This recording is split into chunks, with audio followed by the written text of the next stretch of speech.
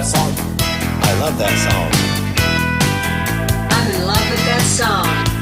Oh, I love that song. I love that song. I'm in love with that song. I love that song. I'm in love with that song. Welcome back to the I'm in love with that song podcast on the Pantheon Podcast Network. My name is Brad Page, and each episode of this show, I pick one of my favorite songs and we'll explore it together, listening to all the elements and components that make it a great song. You don't have to know anything about music theory or be a musician to enjoy the show. No technical stuff here.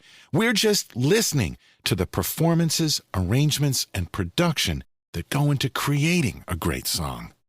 On this edition of the podcast, we're listening to the Masters of Metal, the band that created the template for literally thousands of bands that would follow. One of the most influential bands in rock history, and a song that, by any measure, is one of their creative peaks on record. We're, of course, talking about Black Sabbath and a song called Spiral Architect.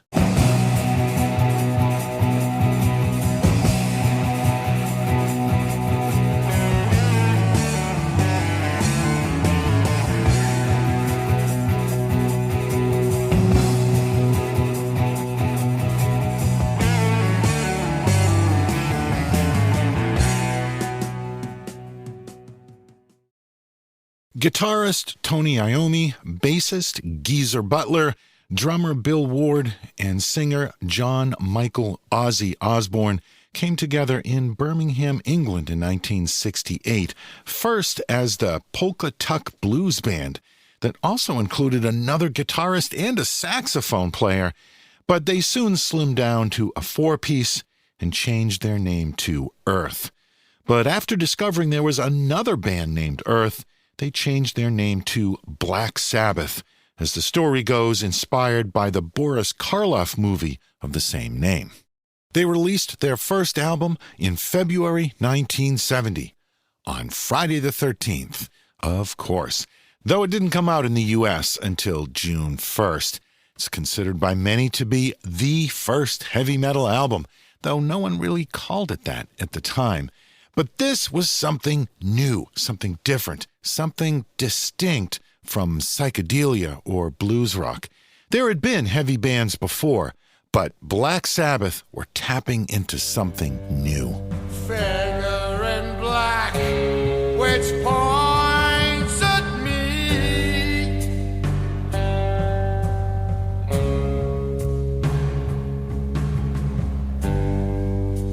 Turn around quick and start to run.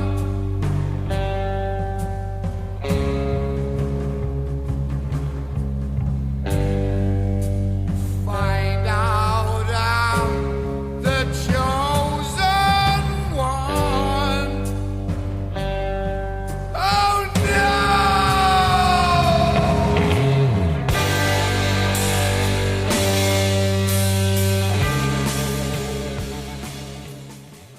The album sold pretty well. This wasn't the kind of band that was going to have hit singles. At least it didn't seem like it at the time. But these were the days when albums mattered. FM radio was at its peak creatively, and you weren't dependent on 3-minute pop singles. There were other ways to find your audience. Less than a year later, they released their second album, Paranoid. What can you say about this album? It's in the pantheon of classic albums. It refined and defined the sound of heavy metal. It reached number 1 on the UK charts and number 12 on the US charts.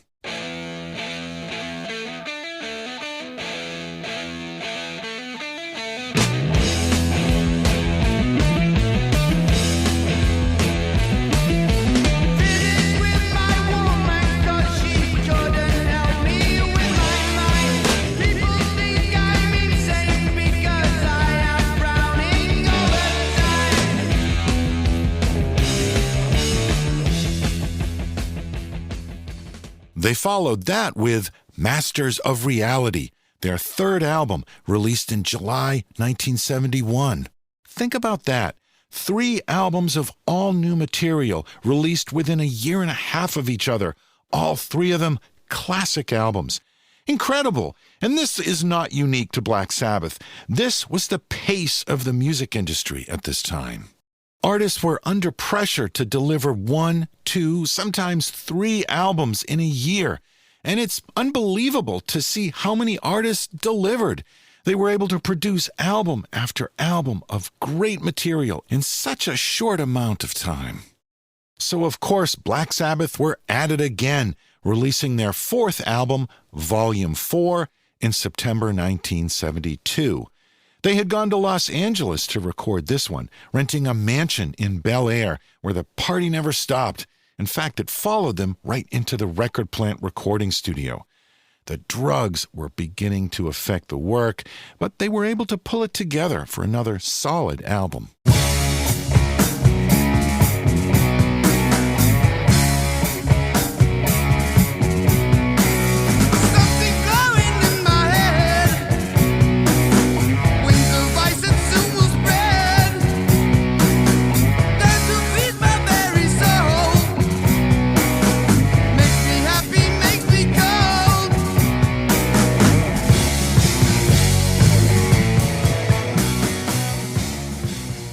The exhausting cycle of record, then tour, then record, then tour some more, wore on, and by 1973, they had to cancel a U.S. tour for their own health and sanity. But guitarist and de facto band leader Tony Iommi was itching to make another record. Tony was ambitious.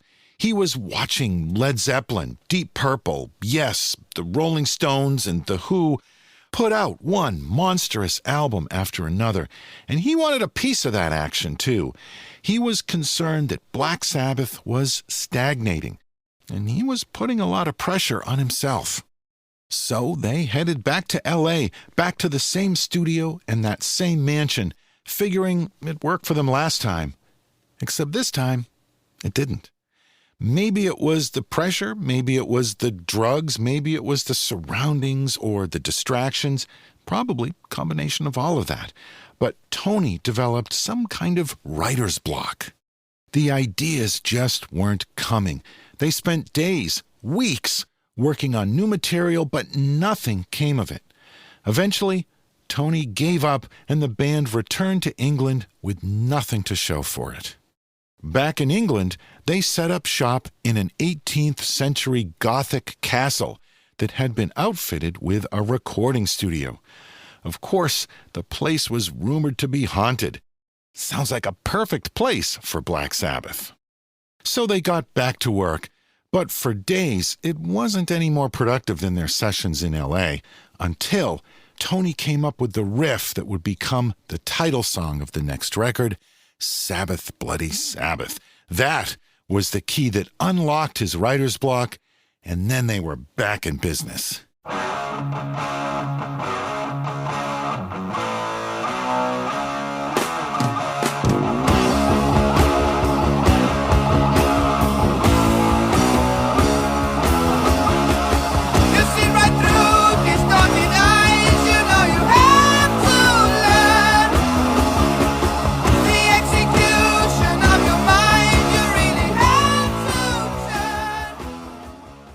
They ended up with a really strong album.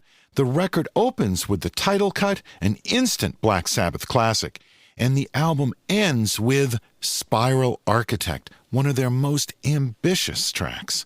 Spiral Architect is credited to all 4 members of the band, Tony Iommi, Geezer Butler, Bill Ward, and Ozzy Osbourne.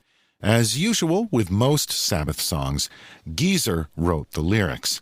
The album was produced by Black Sabbath and engineered by Mike Butcher.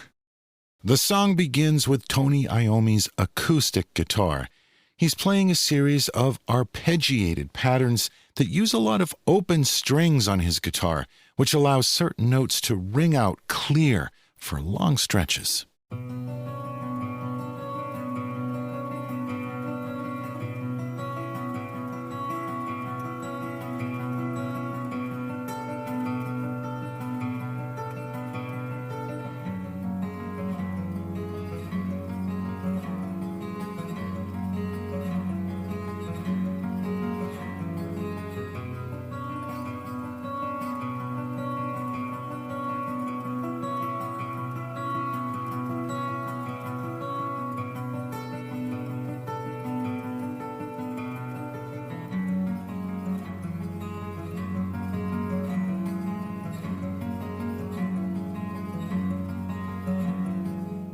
Then the electric guitar takes over, and the whole mood changes. Where the acoustic guitar has kind of an intimate, melancholy feel to it, the electric guitar riff sounds big and majestic.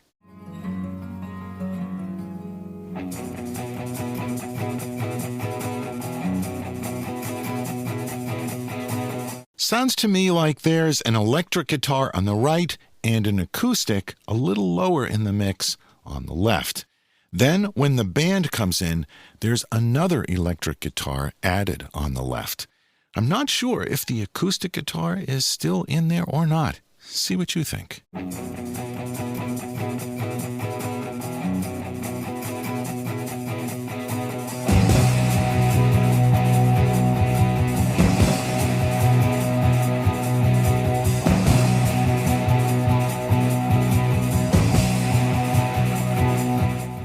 Here we get a new riff.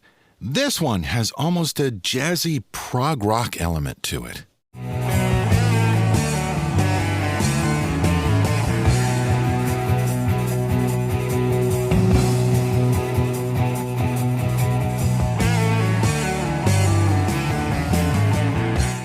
I don't know if they intended it or not, but I think that riff has a spiral feel to it.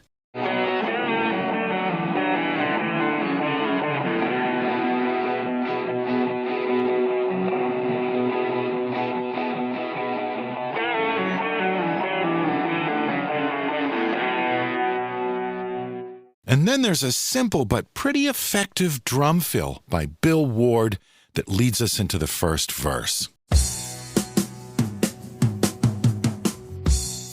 Now let's hear that all together and onwards into the first verse.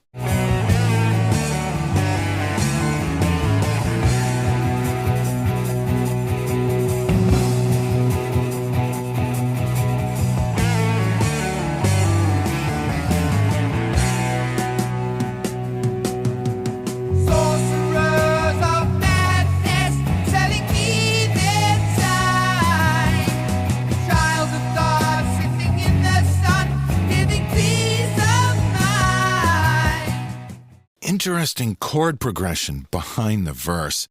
Probably not what most people would expect when they think of Black Sabbath. Let's hear just the instrumental track.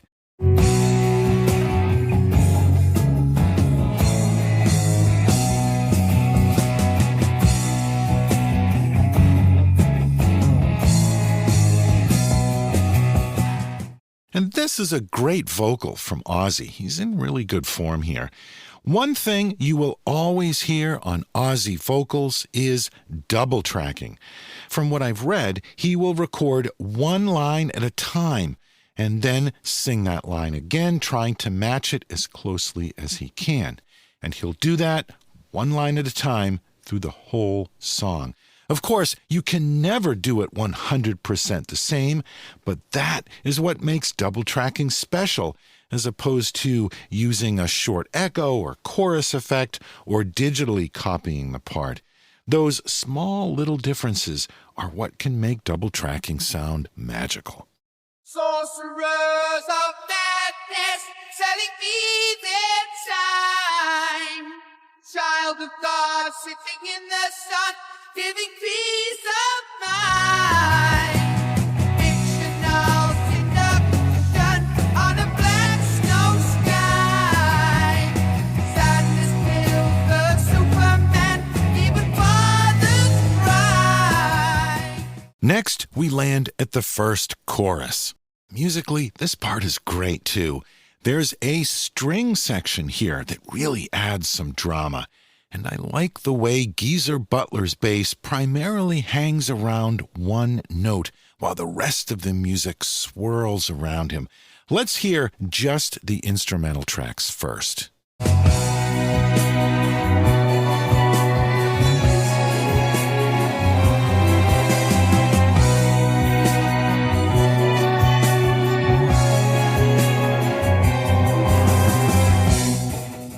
It leads back to the main riff at the end of the chorus there.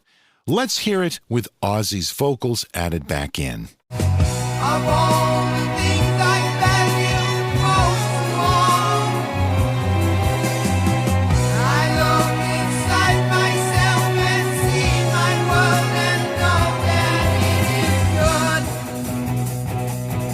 that I should.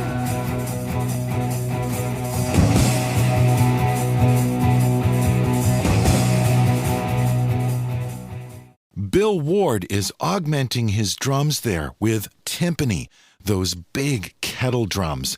That booming sound really adds to the orchestral feel. It just makes that part sound so epic. Let's back it up a bit and listen for those timpani drums.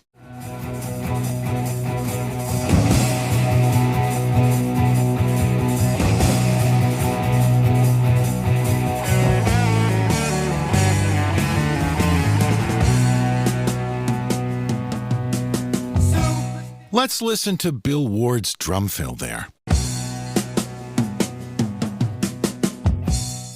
And here's the second verse. Superstitious century, didn't time go slow? Separating sanity, watching children grow. Synchronated undertake the spiral skies. Silver ships on cosmic oceans in disguise. Then comes the second chorus, and the lyrics here are a little different this time around. You know, Black Sabbath has this reputation for being dark and foreboding, and of course they've earned that. But not every song is like that. This song is really life-affirming. Geezer Butler wrote these lyrics sitting on his front yard watching the sun come up. Life was good. And I think that's what this song is about. At least that's what I take from it. In a world that can often be harsh, you gotta learn to appreciate the good. Of all the things I value most in life, I see my memories and feel their warmth and know that they are good. Of all the things I value most in life, I see my memories and feel their warmth and know that they are good. Let's hear that full chorus. Of all the things I value most in life, I see my memories and feel their warmth and know that they are good. You know that I should.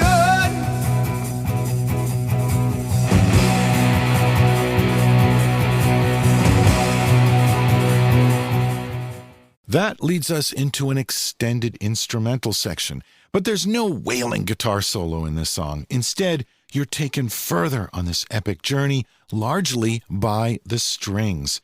In the credits for this song, besides guitar, Tony Iommi is credited for playing bagpipes. But in his autobiography, Iron Man, My Journey Through Heaven and Hell with Black Sabbath, he says he never actually played bagpipes on this song.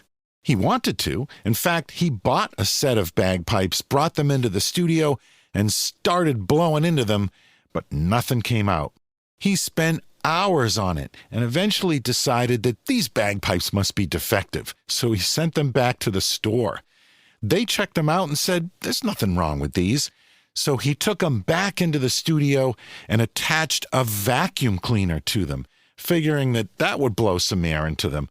But the only sound he got on tape was the noise from the vacuum cleaner. After wasting a few more hours on that, he gave up. I love that story. Instead, they just went with the strings, which were arranged by Will Malone.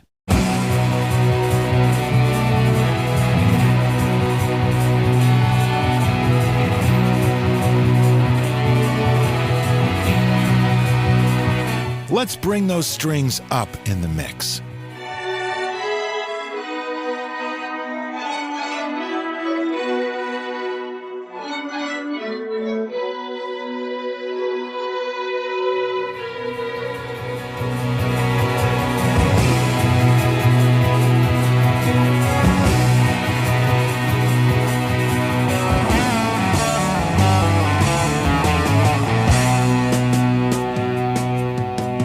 And now, the final verse. The strings are especially great here, too. Watching eyes of celluloid tell you how to live.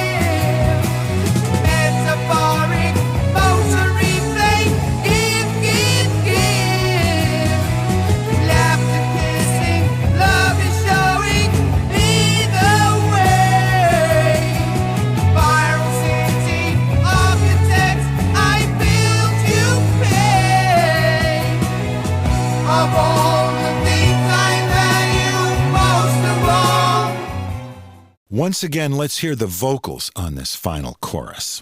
Of all the things I value most of all,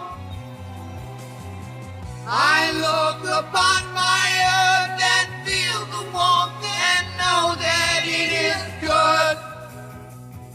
You know that I should. You know that I should.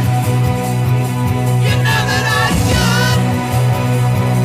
You know that I should. You know that I should.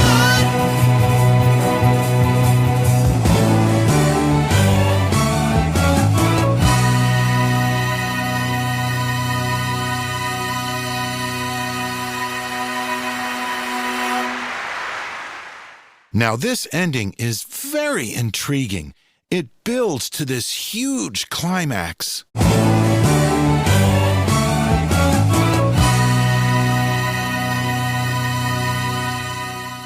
Then there's the sound of an audience applauding. That was overdubbed by their engineer, Mike Butcher. He probably pulled that from some sound effects library or something. Okay, fine. I can see how that's a nice way to end the song and the album with a round of applause. But then the band comes back in, mostly the bass and drums, and just kind of jams for a minute for a short fade out. Is that anticlimactic? Or is that representative of the never-ending song, the continuing journey, the endless spiral? You decide.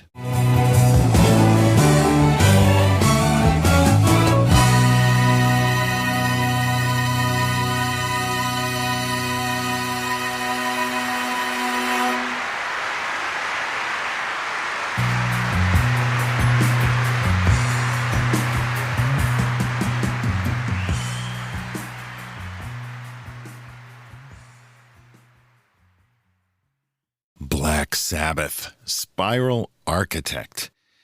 The album Sabbath Bloody Sabbath sold well. It became a fan favorite and actually earned them some good reviews for once. More importantly, though, it's a favorite among the band members themselves. In his book, Tony said Sabbath Bloody Sabbath was the pinnacle. Ozzy called it their final album, which, of course, it wasn't. They would make more albums after that. But what he meant was that after Sabbath Bloody Sabbath, they lost their way a bit. It was never the same.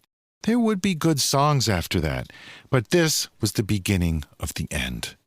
Ozzy quit the band in 1977, but came back and then was fired for good in 1979. Bill Ward left in 1980.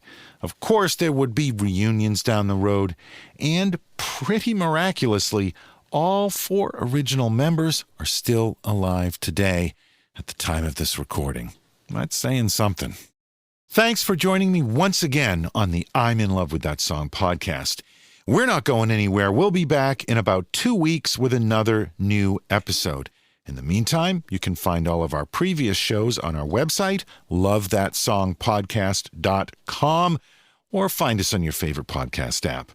And if you're still looking for even more music-related podcasts, be sure to check out the other shows right here on the Pantheon Podcast Network.